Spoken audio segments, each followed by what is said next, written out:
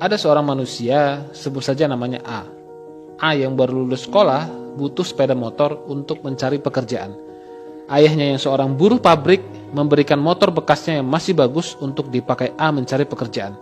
Di sini A masih sangat murni, masih bebas dari utang dan cicilan. Setelah diterima kerja, motor ayahnya dijual untuk dijadikan DP membeli motor baru dengan cicilan 5 tahun. Tujuannya agar terlihat lebih keren karena A sudah punya pekerjaan.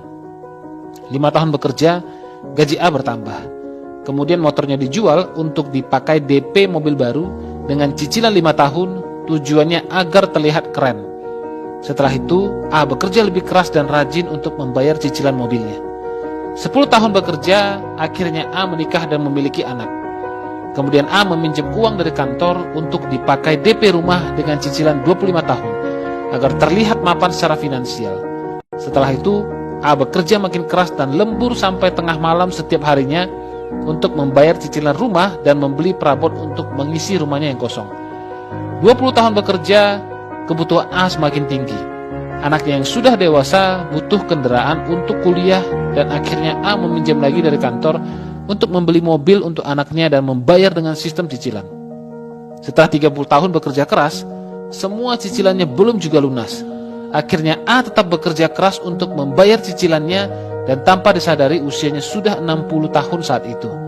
A sudah ingin pensiun untuk menikmati hidup di masa tua, tapi A tidak bisa melakukannya karena cicilannya masih banyak. Kemudian A meninggal dan utang cicilannya diwariskan pada anak-anaknya. Sampai di sini coba renungkan, berapa banyak waktu yang A habiskan untuk membayar cicilan yang seperti tak ada ujungnya. Selesai cicilan lama, muncul lagi cicilan yang baru. Begitulah manusia. Lahir di dunia ini tak pernah menyadari untuk tujuan apa sebenarnya Tuhan menciptakan dia hidup di dunia ini. Apakah tujuan manusia hidup hanya untuk membayar cicilan seumur hidupnya? Bukan. Manusia diciptakan di dunia ini untuk menikmati dunia ini dengan bahagia dan bebas. Bukan terikat pada pekerjaan dan utang yang tak ada ujungnya.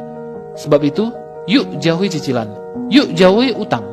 Hiduplah sesuai kemampuan, bukan hidup karena keinginan. Yuk, hiduplah dengan bahagia.